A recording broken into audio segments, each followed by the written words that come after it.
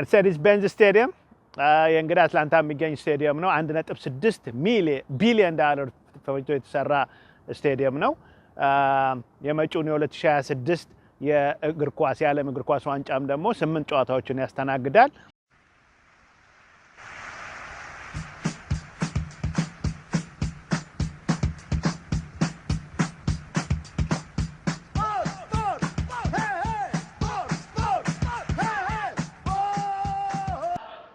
ይህን ስቴዲየም እንግዲህ ለመጎብኘት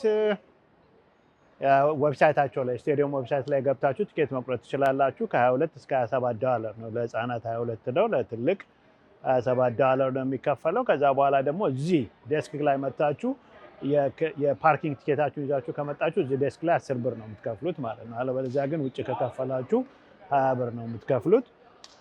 ስለዚህ እንግዲህ በ40 ብር ይህንን ስቴዲየም መጎብኘት ይቻላል ማለት ነው።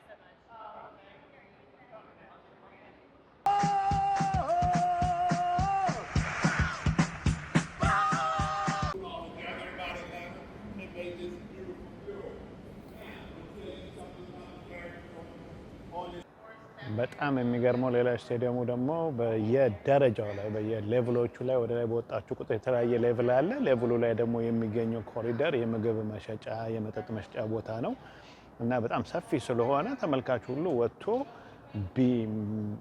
ለመስተናገድ ቢመጣ ራሱ ምንም የሚጠብ ነገር የለም። በጣም የሚገርም ስፋት ነው ያለው። በዛ ላይ ደግሞ የተለያዩ ቲቪዎች ወደ 2500 የሚደርሱ ቲቪዎችን በየአካባቢው ስለተሰቀሉ ለምግብ ለመጠጥ የሚወጣው ሰው ራሱ እንኳን ጌሙን እያየ ነው ማለት ነው እዚህ መጥቶ ምግብ መጠጡን መገብ የሚችለው። በየኮሪዶሮቹ ላይ ደግሞ ወደ 650 የሚደርሱ የምግብና የመጠጥ አገልግሎት የሚሰጡ ቬንደርስ አሉ። በተጨማሪ ደግሞ ቁጭ ብሎ ለመብላትና ለመመገብ ደግሞ ከ24 በላይ ሬስቶራንትና ባር ይገኛሉ ማለት ነው። በጣም ቢራ ደግሞ በጣም ተወዳጅ መጠጥ ስለሆነ ነው መሰለኝ እዚህ እንግዲህ ወደ 47 አይነት የድራፍት አይነቶች ወደ 1264 በሚሆኑ ቧንቧዎች እየተንቆረቆረ ይውላል ማለት ነው። እንግዲህ ጌም ባለበት ሰዓት ወደ ሜዳ እየገባ ነው። እንግዲህ እዚህ ጋር ነው ዝነኛ ተጫዋቾች ወደ ሜዳ ሲገቡ የምናየው በዚህ በኩል ነው።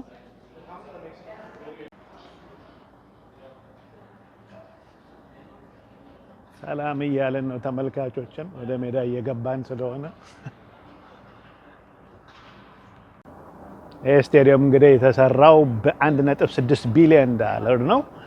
በ2017 ነው የተሰራው። ኦገስት ላይ ነው የተመረቀው። እንግዲህ ዛሬ 7 ዓመት አካባቢ 7 ዓመት ተኩል እንግዲህ 8 ዓመትም ያለው ነው አዲስ ስቴዲየም ነው።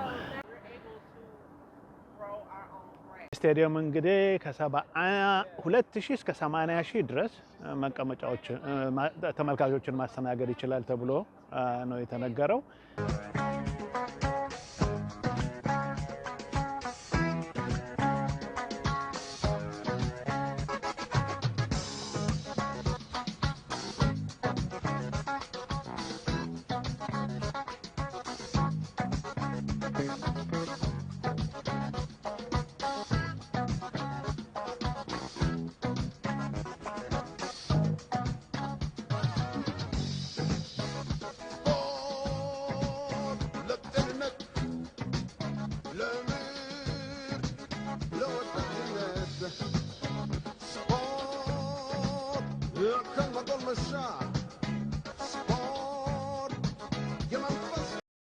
ግን ይሄ ስቴዲየምን ለመስራት ቀድሞ የነበረው ልክ እንደዚሁ ክፍት የነበረ ዝግ የነበረ ስቴዲየም ነው። ጆርጅ ዳውም ይባላል። እሱ ስቴዲየም ፈርሶ ነው በሱ ቦታ ላይ የተሰራው። ያን ስቴዲየም እንዲያውም በ2011 ሼህ አላሙዲን ከፍለውልን የሰሜን አሜሪካ የእግር ኳስ ዝግጅት ተካሂዶበታል እና እንደዚህ አይነት በኤሲ ባለበት በጣም ዘንትነት ብለን አክብረን ነበር የ2011ን የኤስኤፍኤን ወይንም ደግሞ የሰሜን አሜሪካ የኢትዮጵያኖች እግር ኳስ ውድድር። ስቴዲየሙ ስሙ መርሴዲስ ቤንዝ ስቴዲየም ነው የሚባለው። ግን መርሴዲስ ቤንዝ ስቴዲየም ያሰኘው መርሴዲስ ቤንዝ ኦን ስለሚያደርገው የመርሴዲስ ቤንዝ ስለሆነ አይደለም። ምን እንደሆነ ታውቃላችሁ? መርሴዲስ ቤንዝ ይህን ስም ስቴዲየም በስሙ እንዲሆን ስንት እንደከፈለ 1.4 ቢሊዮን ዶላር ነው የከፈለው። ያ ማለት እንግዲህ ኦልሞስት የስቴዲየሙን ክፍያ ሙሉውን ለመሸፈን እንግዲህ የተሰራበትን ለመሸፈን 200 ሚሊዮን ብቻ ነው የጎደለው። በጣም የሚገርም ማርኬቲንግ ነው። እንግዲህ 1.6 ቢሊዮን የፈጀው 1.4 ቢሊዮኑን መርሴዲስ ቤንዝ ለ30 ዓመት በስሙ እንዲመደብለት በስሙ እንዲመዘገብለት ወይም በስሙ ስቴዲየሙ እንዲሰየምለትና የመርሴዲስ ቤንዝ ምርቶች የሆኑ መኪናዎች ደግሞ እዚሁ ዲስፕሌይ እንዲደረጉለት ነው ያንን ክፍያ የፈጸመው ለ30 ዓመት። የመርሴዲስ ቤንዝ ስቴዲየም ባለቤቶች ግማሹ የመንግስት የጆርጂያ ስቴት ሲሆን ግማሹ ደግሞ በአሜሪካ ውስጥ የታወቀው ቢሊዮነር የአርተር ኤም ብላንክ ነው። አርተር ኤም ብላንክ ከዚህ ስቴዲየም ግማሽ ኦነርሺፕ ወይም ግማሽ ባለቤትነት በተጨማሪ ደግሞ የአትላንታ የእግር ኳስ ቲሙን የአትላንታ ዩናይትድ ቲም የሳከር ቲሙና የአትላንታ ደግሞ የአሜሪካ እግር ኳስ ወይም ደግሞ የአትላንታ ፋልከን ቲም ባለቤትም ነው። ሁለቱንም ቲሞች የሱ ቲሞች ናቸው። በተጨማሪ ደግሞ ከ2200 በላይ ስቶር ያሉት ሆም ዲፖ የሚባል በአሜሪካን ሀገር ውስጥ የኮንስትራክሽን እቃዎችን የሚሸጥ ድርጅት መስራችም ነው። አርተር ብላንክ በጣም የታወቀ ቢሊዮነር እና ብዙ ደግሞ ሁማኒቴሪያን በሆኑ ሰዎችን በመርዳት ስራዎችም ላይ የሚሳተፍ የታወቀ የአሜሪካ ሀብታም ነው።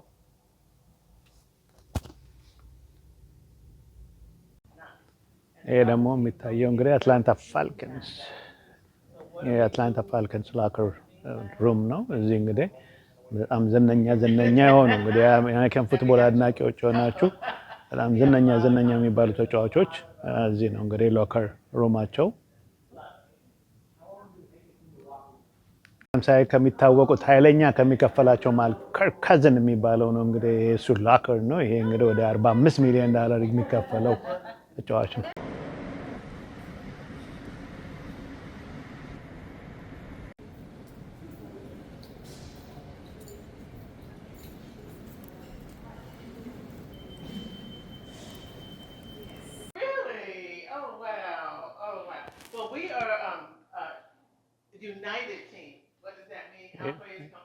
ይሄ ደግሞ የአትላንታ ዩናይትድ ቲም ላከር ሩም ነው። እንግዲህ የምታውቋቸው ተጫዋቾችን እዚህ ላይ ማየት ይቻላል። እነ ኮብን፣ ብሬነን ኮብ፣ ፎርቹን፣ ክሊጅ፣ አብራም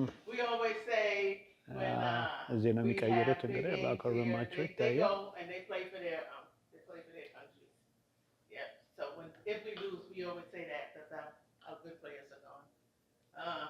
So the backings behind you, that's the cushions. They don't sit on these hard cushions. That's their cushions, and you can see underneath who's the. የ2026 የዓለም ዋንጫ ደግሞ ምን እንትን ጨዋታዎቹንና ምን እንደሚመስል የቲኬቱን ዋጋ ያየሁትን ነገር ልንገራችሁ። እንግዲህ 2026 የሚካሄደው የዓለም ዋንጫ በዚህ በምናየው ስቴዲየም ውስጥ 8 ጨዋታዎች ይካሄዳሉ። ከጁን 15 ጀምሮ ነው የሚካሄደው። ከጁላይ 15 ከጁላይ 15 እንግዲህ 8 ጨዋታዎች ነው። ከ8 ጨዋታዎቹ መሃል አንደኛው ሰሚ ፋይናል ነው ጁላይ 15ቱ። ዋጋውንም እንዳየሁት ከሆነ ኤፕሪል 15 ላይ ቼክ እንዳረኩት ከሆነ የመቀመጫዎቹ እንግዲህ ዋጋቸው የሚለየው እዚህ እንደምናየው በጣም ዝቅ ያለ ቦታ ላይ ተቀመጠ ወይንም 20 ያርድ ላይ የተቀመጠ ሰው የመጀመሪያውን ውድ የሆነ ክፍያ ይከፍላል። ከዛ ከፍ እያላችሁ በሄዳችሁ ቁጥር ደግሞ ክፍያው እየቀነሰ ይመጣል። እንግዲህ የዓለም ዋንጫ ላይ ያየሁት ነገር ከሰሚ ፋይናሉ ውጭ ያሉ ጨዋታዎች ወደ $350 ጀምረው እስከ $3000 ድረስ ይደርሳል ዋጋቸው። የሰሚ ፋይናሉ ቀን ደግሞ ከ$750 እስከ $75000 ድረስ የሚደርሱ ቲኬቶች ገበያ ላይ እንዳሉ ነው ያየሁት።